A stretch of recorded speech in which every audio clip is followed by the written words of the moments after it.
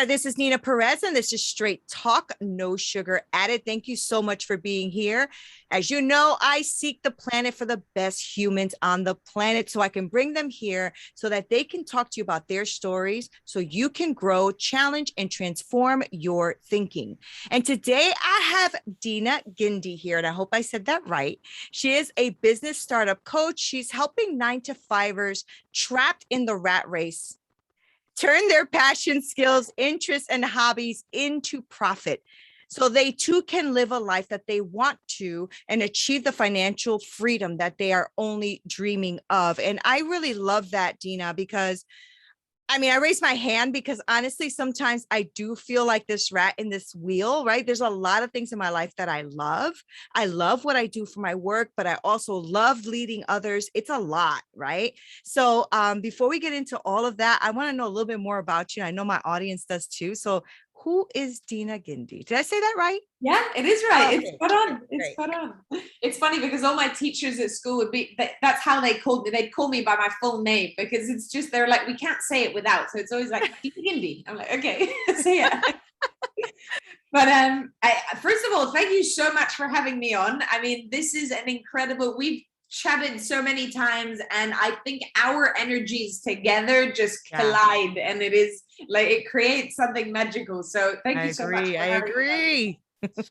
In terms of kind of my story, so the reason why I'm so passionate about this area is my background is I kind of went to good university, graduated, went straight into kind of work, got married, had a kid, lived that kind of right life that we're taught to live.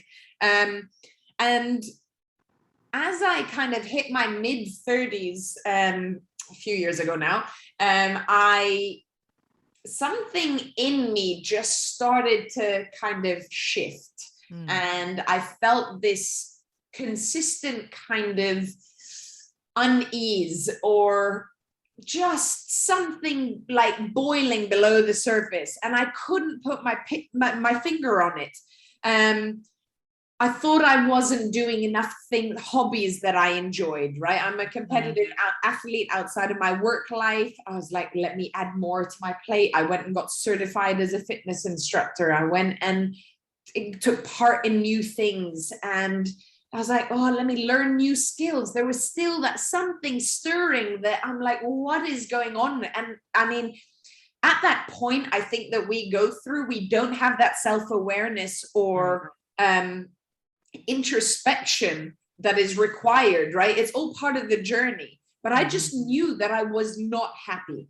And I went to job after job and I'd quit one job and go to the other and like I'd get better jobs, I'd get better salaries. But again, I was just like, no, I hated everything I got into with the passion.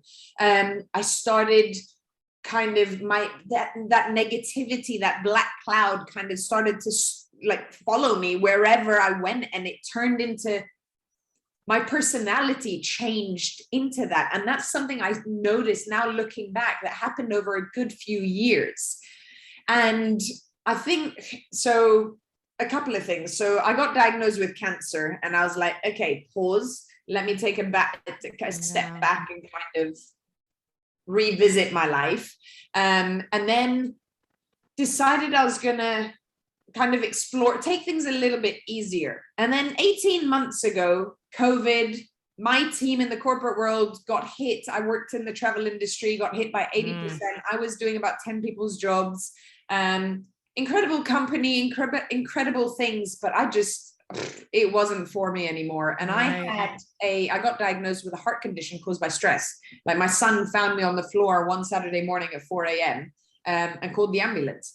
And I was like, okay, no, something big is happening and I just need to like start to learn what it is. So I discovered coaching as in working with a coach. And I didn't even know that.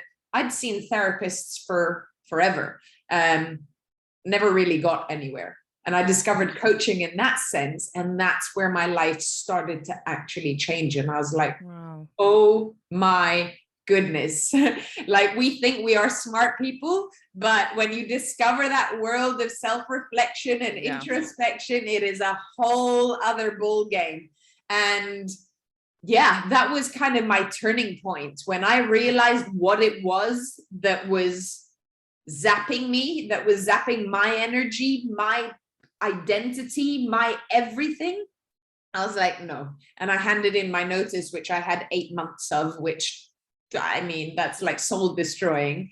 And in the process built up, I got a certified as a coach, and built up my coaching business, which brings me to where I am today. I mean, it's been one hell of a journey. It really has. I mean, you went through a lot there. That was a lot to go through. So let's go back a little bit. So I want to go through when you found out about the cancer too, because that, I mean, you kind of like went over it, but that's a really impactful moment, right? Yeah. You were already in the field, you were already in the traveling field at that time too, right? What did that impact do to you to get that news? Like how did that, impact you? It was a huge blow. So how I found out was my husband at the time and I were trying to have our second baby. So my son at the time was 9, and we were like, yeah, we want to try and save our marriage by having another baby. So I couldn't get pregnant. We went down the IVF route, and it was during one of the standard checks that they discovered something in my uterus.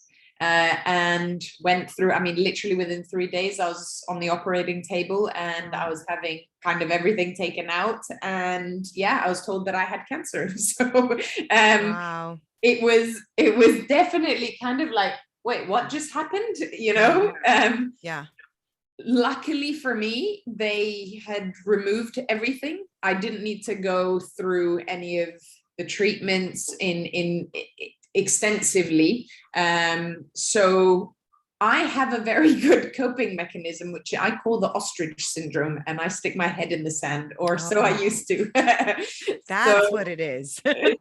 So at the time, that's literally what I did. And guess what I did? I took on more and more on my plate to distract myself and drove myself further into the ground. But yeah. Yeah. Well, because that was a blow in different and like several different areas, right? I mean, medically, with something like, you hear the word cancer, that's a scary word, right? Yeah. But then also now you won't be able to bear any more children, right? So now you have these double whammies coming at you. And that's why I was asking you about that, because you rose from that, and I want people to understand, and all of our listeners to understand, right, that you can rise from things that you think are going to destroy you. It's not going to destroy you if you don't allow it, yeah. And I know that you agree with me on also what you did is I think is a natural response. What you did was that fight or flight, right? So you figured, I'll just put more on my plate. How'd that work for you, Dina? Well, that's how I had the heart condition, so it didn't work. Right. But yeah. Right. Yeah. And that's another thing, right? So then you get hit again with something really major, which is your heart. Now we're not playing games anymore. Now you're talking about cancer, and now you're talking about your heart, right? So, and I think most of us will do that to ourselves. We will work to the bone, and until we're collapsing on the floor, we don't go, oh, let me check and see what's going on with my life, right? Exactly. Did you even realize that you were at that pinnacle or going towards that place?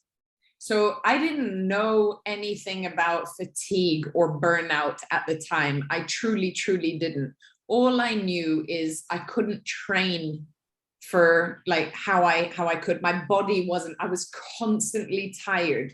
I was, my mood swings were insane. My negativity, I couldn't manage my emotions. Like, everyone said to me, you need to go see a therapist because you're like losing control. You're like, and I was like, but this isn't me. This isn't me. What is going on? Why am I changing? Right. Is this age? Does this happen as you progress in your years? Yeah. I mean, so, and I genuinely thought something was wrong with me. Like, that was the belief. But you know what? When I look back, and I think this is where the difference is you have to decide to explore all our alternatives to get you out of it, or at least show you the options that you have ahead of you. Because I've seen it happen to friends, colleagues, where they get into that hole and they do not come out. And that is what's scary. Yeah. And I knew that wasn't, I would rather have, that for me, I could not live the rest of my life in a deep, dark hole like that. That wasn't me. So I chose to get out. Right. And, that's a good thing to say too, because it is a choice. It is literally a choice, right? To either get out or stay. And you have the choice to stay. Yeah. You definitely have that choice, right? So were you like surrounding yourself with people who are coaches or something? Or do you remember how it is you kind of came to that epiphany about coaching? I started looking, I was desperate to get out of the corporate world. And I was like, what do I want to do? So I'm a fitness coach. I love that impact on people. I started looking at, how people, so I believe, let me tell you a little story, Neena. So I believe that people land in your life and they are either a reason, a season, or a lifetime. Okay. Mm-hmm. Those are my three outcomes for anyone that we cross paths with. Mm-hmm. And this person that I met randomly through a networking event started talking to me about joining forces and doing something around, solution-based therapy. And I was like, I have no clue what that is, but I started to research. And as I got into more research, I was like, do I want to become a therapist? So I started to research a little bit more. I was like, oh my goodness, there's this thing called coaching, right? And that's how it landed for me. And then I decided to work with someone. And from the first session, my mind was blown. Yeah. I just could not make sense of the questions that I was being asked and how I wasn't even aware of these tiny details that make such big differences to our world. So yeah. Right. It's like that little mental shift, right? It's really unbelievable. And I feel the same way. Like as a coach myself, like I'll ask a question and they'll like, and like an aha moment will happen. And I'm like, it was such a simple question. Yeah. But it really makes you think. That's what you did to me too. Like you're an amazing coach. Like, oh my gosh, you asked some question. I was like, let me write that down. That down because that's a little impactful. 1 second, but I love what you're doing. And I love how you connect with your community and such. And you've been doing this for some time now. So what is it exactly that you like your coaching to be about and your pillars? And, how do you like to impact the people's lives? So for me, and I can tell you how it kind of evolved for me. So I started off with mindset and personal performance. Those were my areas of like personal performance because of me like competing and stuff. That was a big part of it. And mindset, I grew to understand and believe that it is the basis of every outcome that we achieve or don't achieve in our lives, in anything.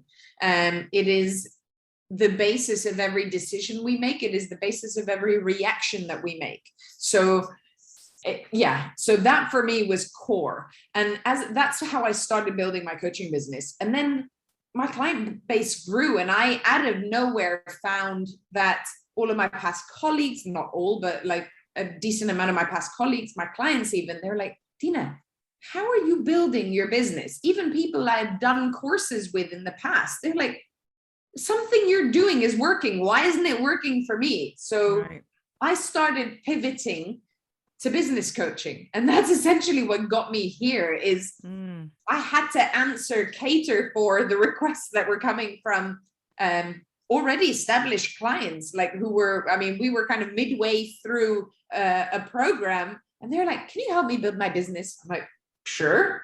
And that was literally the start of it. So it evolved so naturally. And that's how I kind of got here.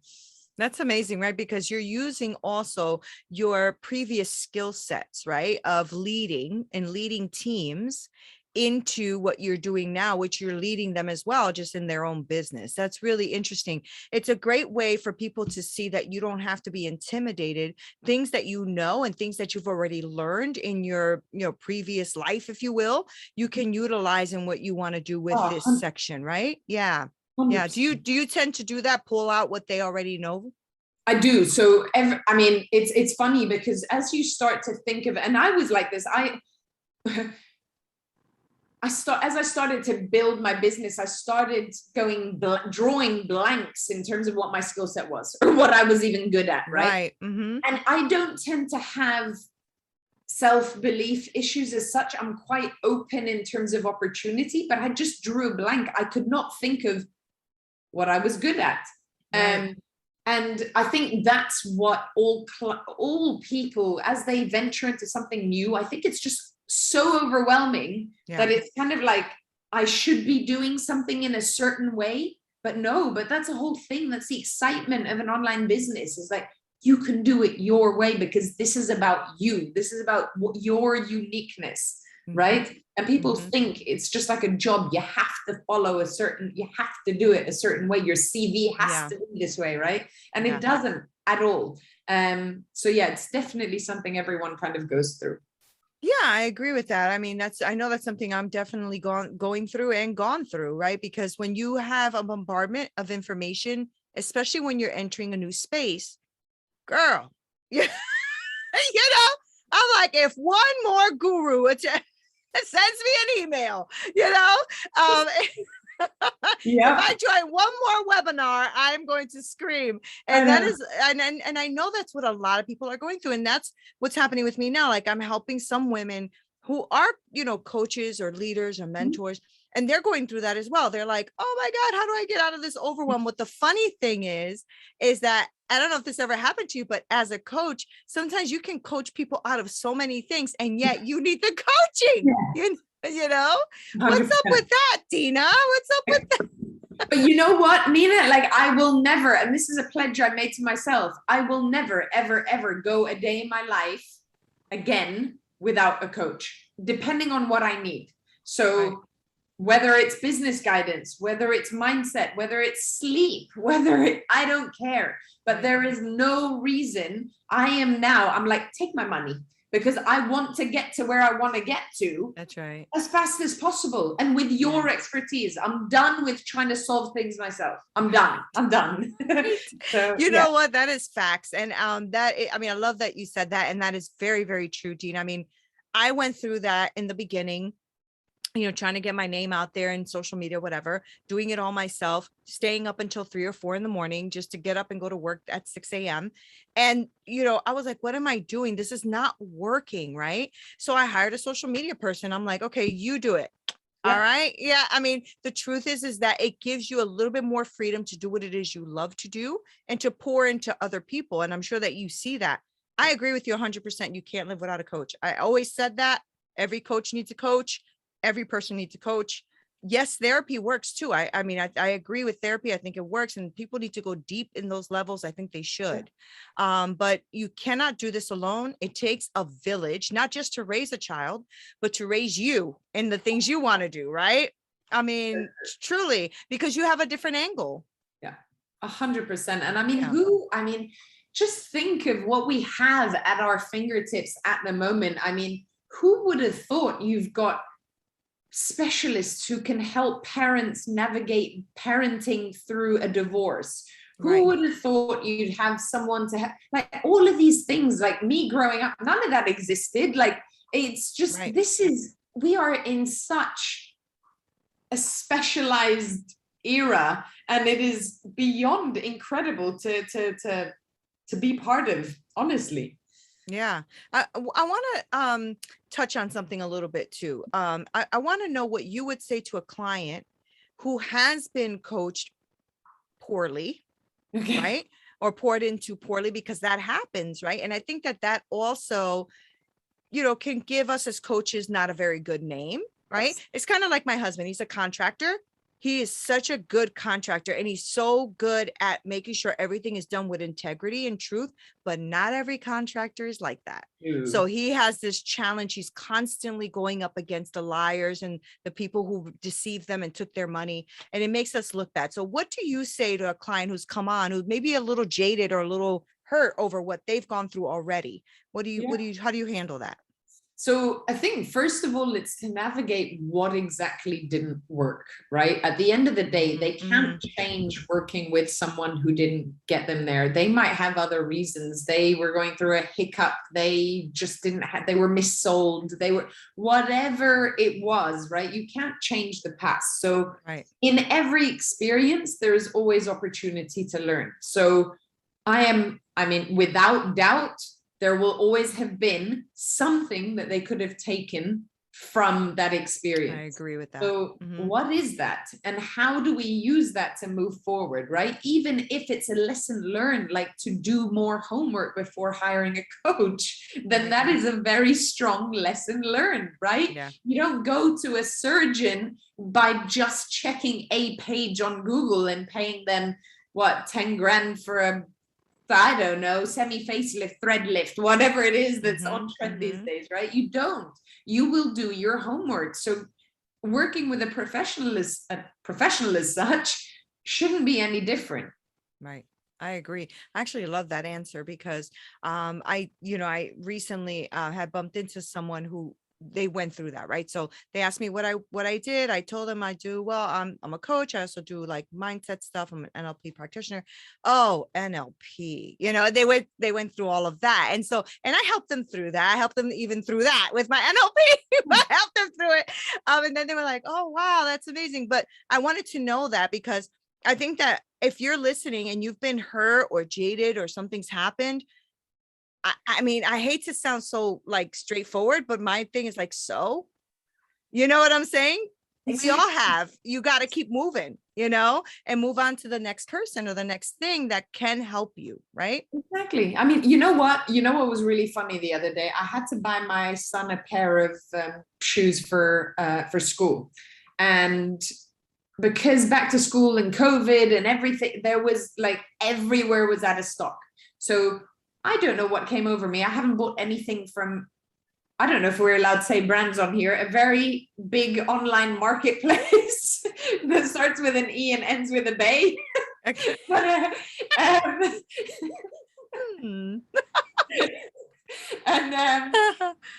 I went on there and I had a look. I haven't been on there forever.